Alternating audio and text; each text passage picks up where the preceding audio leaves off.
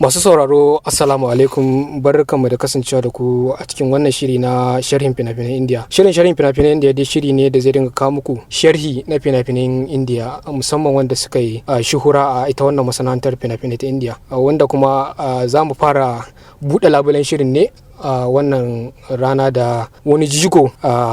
tafiyar ko kuma a sansanin masoya jarumi Akshay Kumar. Wannan dai ba bako bane ba, duk wani makallacin Indiya a Najeriya da kuma faɗin duniya bangaren masoya jarumi Akshay Kumar ya san wane ne wannan. Wanda kuma maudu'in da zamu tattauna akai shine sharhi akan wasu fina-finai guda biyu wanda shi jarumi Akshay Kumar ya yi a baya-bayan nan. Wayannan fina-finai ba kowane fina-finai bane, illa a fim din wato Oh My God ko kuma OMG da wasu suke faɗa, da kuma Mission Raniganj. Wayannan fina-finai su za mu taɓa alli da shi bakon namu na wannan sati. To kai tsaye bari mu shiga cikin shirin. Masu sauraro su ji da wa muke tare a daidai wannan lokacin. Assalamu alaikum warahmatullahi ta'ala wabarakatuhu. Sunana Usman Solo. To Solo, ni dai ba bako bane kai a gurina, kuma kai ba bako bane a gurin masu sauraro. So baka bukatar ka tafi gabatar da kanka, duk wanda ya san jarumi Akshay Kumar kuma ya san Solo, so ba bukatar a tafi ga dogon abin da ake cewa gabatar da kai ko wani abu makamancin haka. So kai tsaye dai zamu so mu fara daga shin wayannan fina-finai guda biyu, mu fara da shi OMG din ko kuma Oh My God. Shin me shi wannan fim na Oh My God ya kunsa? To shi Oh My God dai fim ne wanda yake kashi na biyu ne. An yi Oh My God 1, an kuma yanzu aka zo aka yi Oh My God 2. Duk da dai ba ci gaba bane, kowanne labarinsa daban-daban ne. Shi wannan Oh My God 2 da ka tambaya wanda ya fita wannan shekarar, an yi shi ne akan uba yadda yake tsayewa ɗansa a makaranta sakamakon ya yi wani abu da makaranta take ganin ya sabawa ka'idar makarantar, ta dakatar da shi. Dan ya shiga wani hali har ya yi kokarin ya kashe kansa. Uban ya gani yadda ɗansa ya shiga wani hali, shi kuma sai zo ya tsaye masa. Ina ganin cewar ɗan nan ba wanda yake bukata a duniya yanzu irin sa mahaifinsa. Ya kamata in kowa bai fahimce shi ba, in abin da ya yi kuskure ne da ya saba wa al'ada ta wannan waje, so amma fa a tsarin ilimi fa yaron ba fa yayi abin ne da ya saba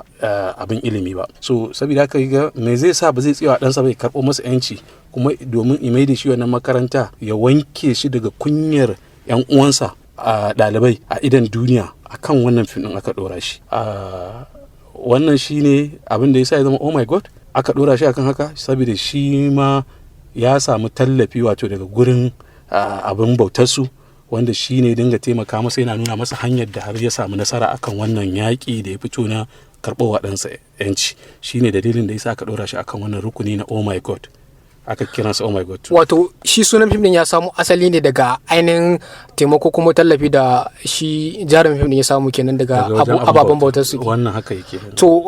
Sulobai, wannan fim ya janyo cece-kuce musamman a kafafen sada zumunta, musamman mu a nan yankin namu, ko kuma in ce a nan kasar mu ta yankin arewa Najeriya. Wasu da yawa musamman makallata fina-finan Indiya a arewa suna ganin cewa wannan fim na Oh My God fim ne wanda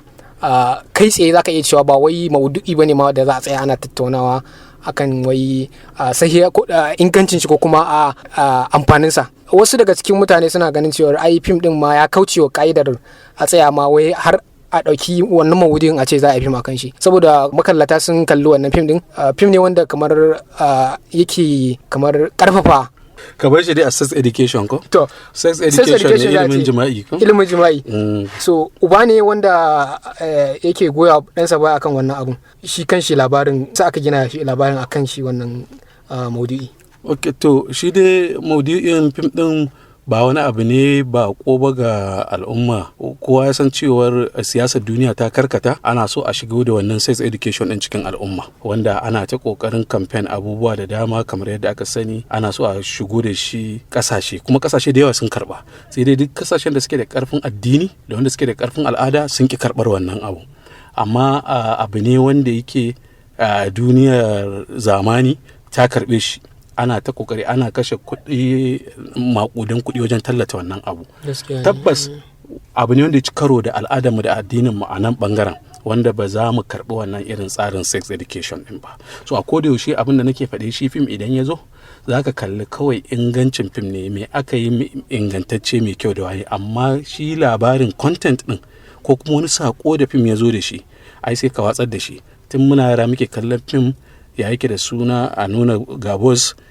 yana zalunci, shi kuma jarumin ya zo ya je gaban gunki ya roƙo gunkin ya bashi karfi waye nan gurin suna nuna maka sakon su, wato ka rike addinin gunki zai taimake ka. To amma kaga mu ba mu da sakon, kawai yadda aka kashe boss din da yadda aka rika tsalle ana duka a mita yi kusha din nan shi ke burge mu, kawai shi zamu kalla mu ce an burge mu, fim yayi kyau, amma ba mu da sakon sun bar musu. To shi ma irin wannan nake kira ga mutane da su kalli fim haka. Sakon sex education abu ne wanda mu ba za mu karbe shi a nan ba,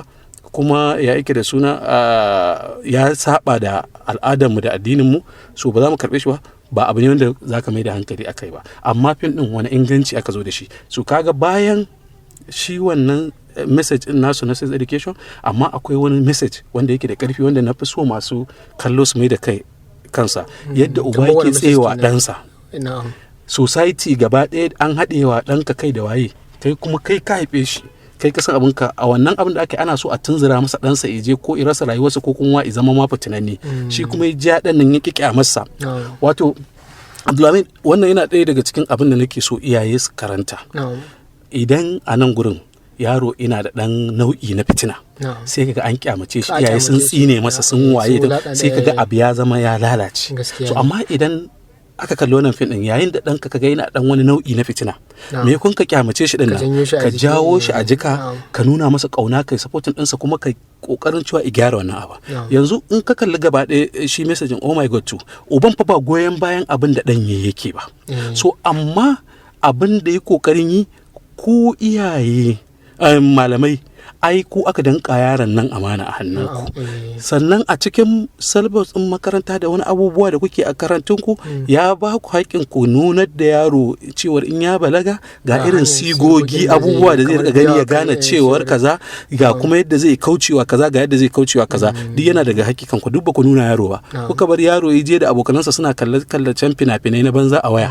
har ya zo shi ma yi tunanin ya gwada abin da yake gani a waya. Wannan shi ne abin da uban yake fighting a kansa ba, amma ba yana nufin wai ya goyi bayan ɗansa ya ci gaba da yin wannan abin bane. Ka gane ai. So a nan gurin suka kokari suka shigo da wancan ilimin sex education, suka nuna cewa ai a makaranta ma yana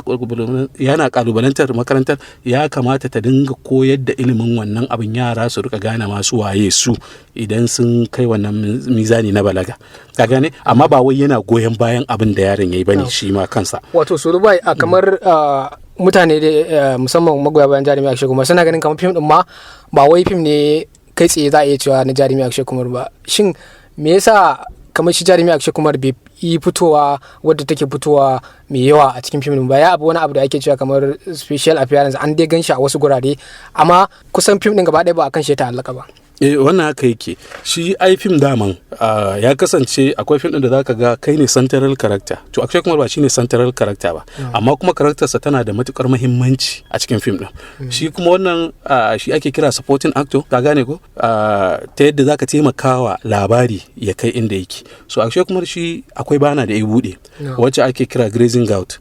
Grazing gout bana ce da ya bude ta domin tallafawa kananan jarumai, ka gane kuma, da kuma fina-finai da za a dinga fitar da su na ilimi wanda za su wayar da kan al'umma. Ciki in zaka kula za ga fina-finan Akshay Kumar yanzu ya juya yana yin fina-finai irin su Padman, ya yi fim akan wannan din abin Padman din nan na mata, ka gane ko muhimmancin sa yayi akan toilet, wato irin abubuwan da suke damun society al'umma yawwa yake wannan. So tunda labarin ya zo da haka, kuma shi ba zai kasance central character ba, me zai iya taimaka wajen isar da labarin, sai ya fito a wannan role din ta supporting, sannan kuma ya zama shine producer fim din wanda ya sa ai abin da saka ji ana danganta Akshay Kumar fim din gaba daya saboda shine producer.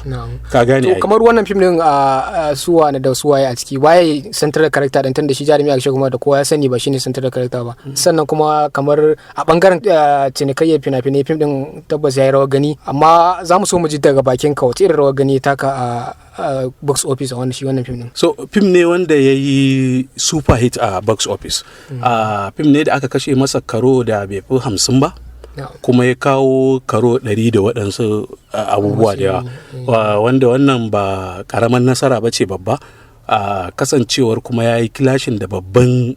bijimi wato gadar 2 kaga gadar 2 inda ya dinga wannan haukan kasuwar wajen 500 and something karo ka gane ba kusan za a iya cewa ya yi rawar gani tabbas ya taka rawar gani ba ta wani bato a ce kuma wani fim sun fita tare da shi kuma har ya hada karo 100 da wani abu kaga shi kuma abu da za a iya cewa bai wuce kamar karo 30 ba yawa karo 50 ne komai da komai har print and publicity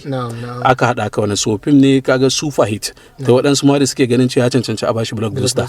saboda akwai fina-finan da in aka duba balo na ribar su da budget din su da wai an ba su blockbuster kuma ba su kai shi wannan balo din ba kaga jarumin fim din kuma Pankaj Tripathi ne wanda jarumi ne kwararre yana da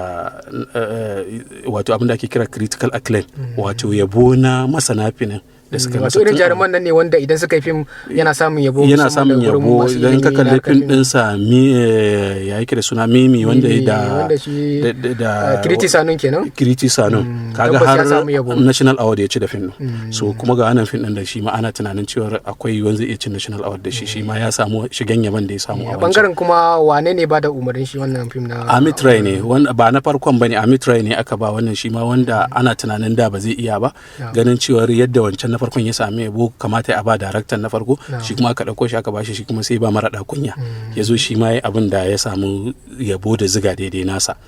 sai kuma bangaren ita jarumar Yami Gautam da ta fito a lauya da take kalubalantar shi uban dan take kara hukumar makaranta wanda shi kuma ya buga da ita duk da gashi ana yi bai san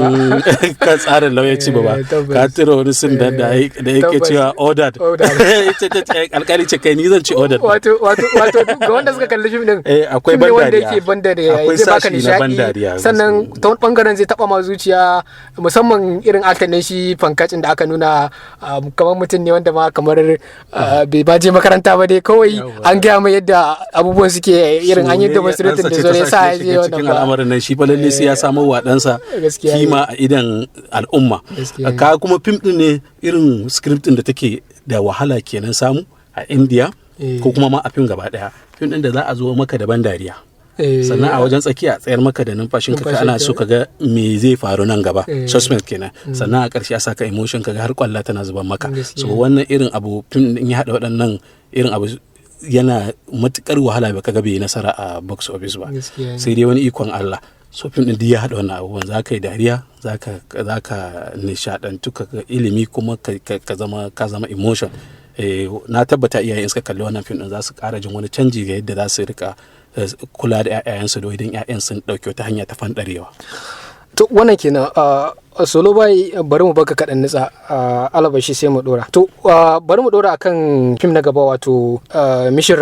Raniganj. Shin shi kuma wannan fim na Mission Raniganj wanda shi kuma ne shine fim na kusan ƙarshe da Akshay Kumar sake a shekarar 2023. Shin shi kuma wannan fim da me kunsa? Ko kuma a dunkule fim din nan wani irin sako yake tafi da shi? To shi a fina-finai a tsarin fina-finai akwai fim din da ake cewa true life story wato wani abu ne da ya taɓa faruwa a gaske aka zo aka yi shi to shi wannan Mission Raniganj akan haka yake baya an yi wani mutum ma'aikacin haƙar kwal da